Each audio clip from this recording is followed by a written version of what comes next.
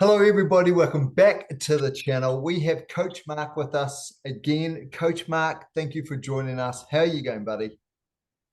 Oh, I'm good, thanks, Darcy. Yeah, my pleasure joining you. It's hey, look, this is the perfect time of the year to ask this question I'm about to ask of you. Um, Actually, I could have asked this question any time of the year because it's about speed. And I think fundamentally, any questions we ask always relate back to how do we get faster? We're always looking to how to get faster, either that or how to improve our endurance. But today's focus is on speed. And I think over the festive season, we've got an opportunity to sort of um, change up our training a little bit and try some new things. So the question I've got for you, Coach Mark, is if we're looking to do something over Christmas, and the New Year's, the festive period, introduce something new. Some of it might be around, what we can do to improve speed. So what can we do? What sort of things do we need to think about? What sort of practices can we adopt to just improve the speed in our running, which, as I say, is the core to for a lot of us. Coach Mark, talk to us about speed. Yeah, what puts a lot of people off about um, you know focusing on their speed in some way is they associate speed or work on your speed with having to be really hard work, Yeah, um, gasping for breath, yeah, taking 2 days to recover from the thing, and not very pleasant.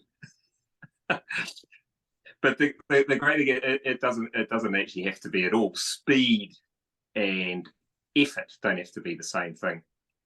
There's a nice. great little scientific fact actually that it is fantastic. So um, we're able to work hard for 10 seconds or less, and it doesn't generate any what's called lactic acid, all the stuff that causes the burning lungs, burning muscles. We have this little mechanism that allows us to do short-term bursts. What that means is we can include short bursts of 10 seconds and less, big recoveries, so it's not hard, and we can focus on our speed. And what that does, so you focus on your speed over a short distance, that improves your efficiency, your economy, your overall technique. And this applies all the way through to longer runs, easy runs, because they're all relatively easier because they feel relatively slower. So even if you're focusing on doing long races, long events, you can work on your speed at any time, all time of the year, as a session, and it's a perfect one to fit in if you've got limited time as well. Well, I remember when I was a student, I had a part-time job. All I got was half an hour for lunch, and I was working in a hardware store. So I guess I probably wasn't that pleasant to be around afterward because I didn't have a shower. But it was a hardware shop, and but there was a field just across the road from where I had half an hour. So in half an hour, I could actually do a few little stride outs, and it was like a useful thing I could do, and then back to work. okay. So And so when did you get to eat your lunch? We'll park that, but yeah, I'm concerned yeah, that yeah, I'm under eight. Okay, hey, let's unpack some of the stuff then. yeah, This is perfect. Firstly, thank you because I think a lot of people do think, and myself included, that when we talk about speed, we're talking about long, hard speed endurance sessions. When I say long, hard, I'm talking more on the hard part rather than the long. So my definition of long would be, anything from 800 meters to maybe a 2K or a 3K interval where you're right, Coach Mark, what you said, you're reaming yourself. And it takes you days to recover and it's not pleasant, right? So for you to articulate that there's another route, something else we can look at in these 10-second intervals, that's great. So let's start to unpack that and see what specifically we can adopt into our training. mm, So you talked about the 10 seconds on, which I really like. yeah, obviously for some people, they can get fast into that 10 seconds. I'd tend to probably wind up to it slowly. So maybe a 5 second lead up into that 10 second Yeah, pace rather than anything too definitely. rigorous. Hold it for the 10 seconds and down. And you talked about the recovery. So, but I'm a scientific sort of dude, so I like numbers. So if you were to put the recovery time into a time, what are we talking in between those 10-second intervals? What should I be thinking? What I always do, I do about 2 minutes. 2 minutes. 2 minutes in, but 10 seconds, 2 minutes easy running. Okay. And of course, if I get to the 2 minutes, which doesn't normally happen, but if I get to the 2 minutes and I think I'm still a little bit tired from the 10, I just go a little bit longer. But 2 minutes minimum. Oh, 2 minutes minimum. Okay. Yeah. And you talked about doing these 10-second intervals when you're not fatigued. And that's again another reason why you can do it all year round. If you're not fatigued, anytime during the year, you can do them. You can incorporate them. So is it a case of also being cognizant of how many 10-second intervals that you do with your minimum 2-minute breaks before you start to get fatigued? So the question I'm asking is, if you do 3 or 4 of them and then you're starting to feel a bit tired, is that the indicator to stop? Or do you want to give us a number and say, look, start with 3 or start with 4 or do about 5 or do no more than 10? Give us a flavor of how many's, well, certainly for me and others, how many is too many? Because we like the idea of this. Yeah. But when should we Yeah. go, okay, we're getting a bit carried away here. Yeah, you've done too much. Well, it's a similar philosophy to I've talked about doing stride outs before a race. Yes, so right. you never want to you never want to force them. That's the important thing. You're not forcing the effort and the speed. So your first one won't be particularly fast. Your second one will probably be a little bit quicker because you're a little bit more into it. Third one probably a little bit quicker. Yep. You get a feel actually. Yep. In fact, a great way to do it is if you, I mean, I often do them around the field, which just works out right. It's about 2 minutes easy running, and I come back to the same spot again, and then do my stride out. And I know how they're going because where I get to at the end of each 10-second period. So I as it goes on, I get a little bit further along. Yep. But then I would know as well, I've kind of reached my plateau, and then you can judge. Really, I do no more than 12 myself, sort of 8 to 12, usually okay. About 12. But you could do another 3. You could finish at 8. If you feel you've done 6 and that's enough, maybe you're new to them. You're always better to err on the side of caution because yep. bearing in mind it's an easy session, and also bearing in mind it's a session that you can do most weeks. So you've got plenty of time. There's no urgency to rush it. It's not like you've got I've got 4 of these sessions in the year. I want to do as hard as I can. Right. You can take your time building into it. Yeah.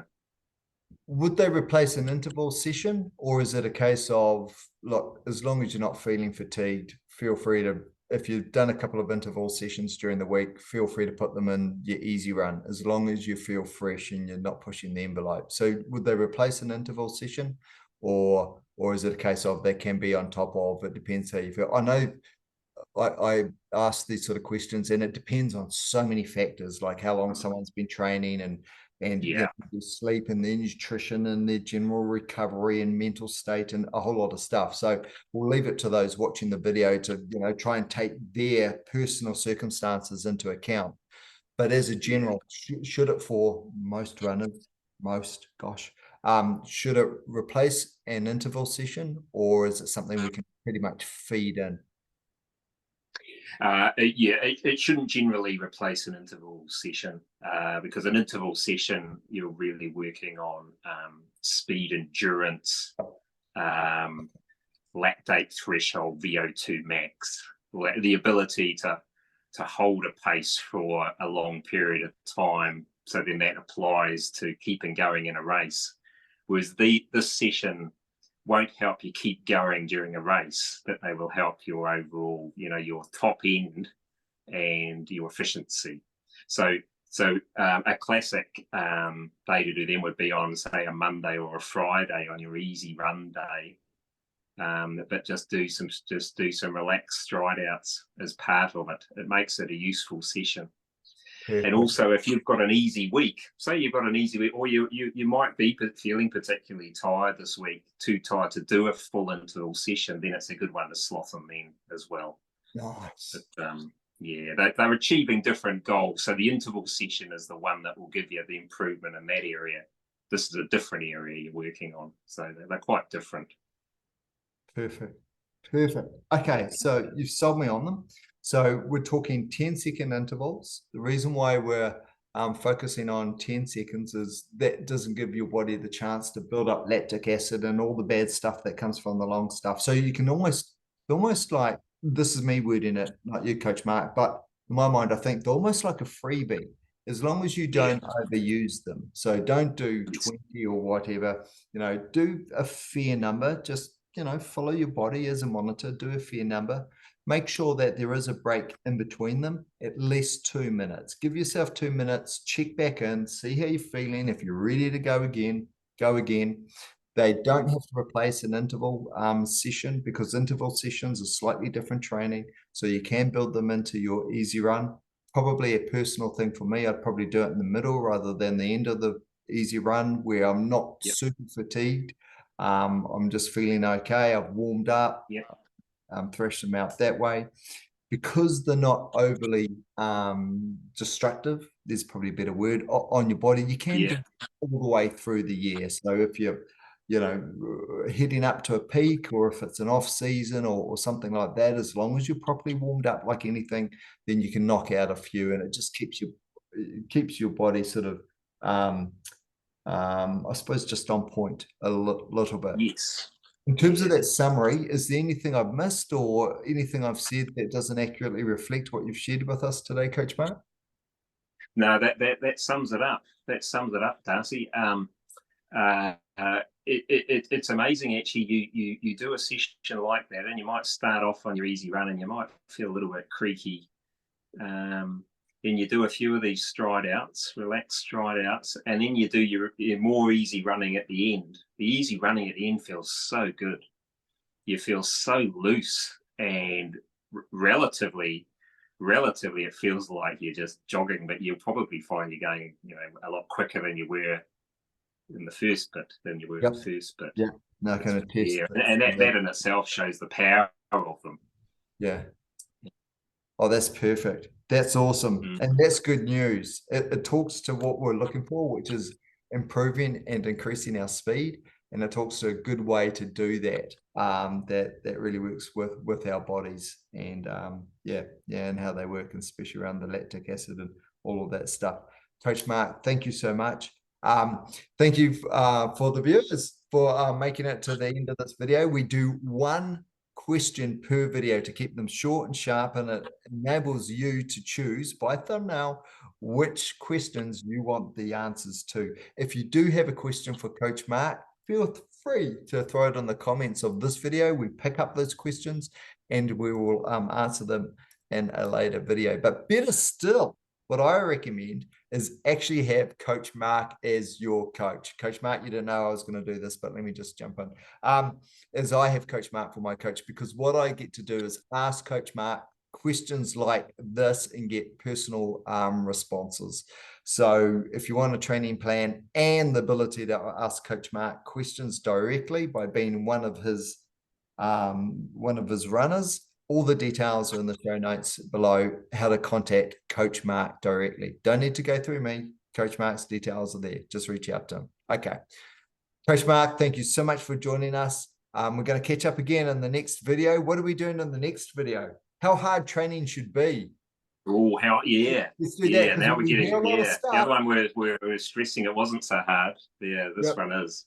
And I think we've got a lot of new science in terms of what it should be. And I think when we start running, or certainly I did, it was threshold every time I went out. And there's a smarter way to run. So let's cover that in the next video, how hard our training should be. Okay, Coach Mark, thank you very much for everyone watching. Thanks very much. Catch you in the next one. See you later. Great stuff. Okay.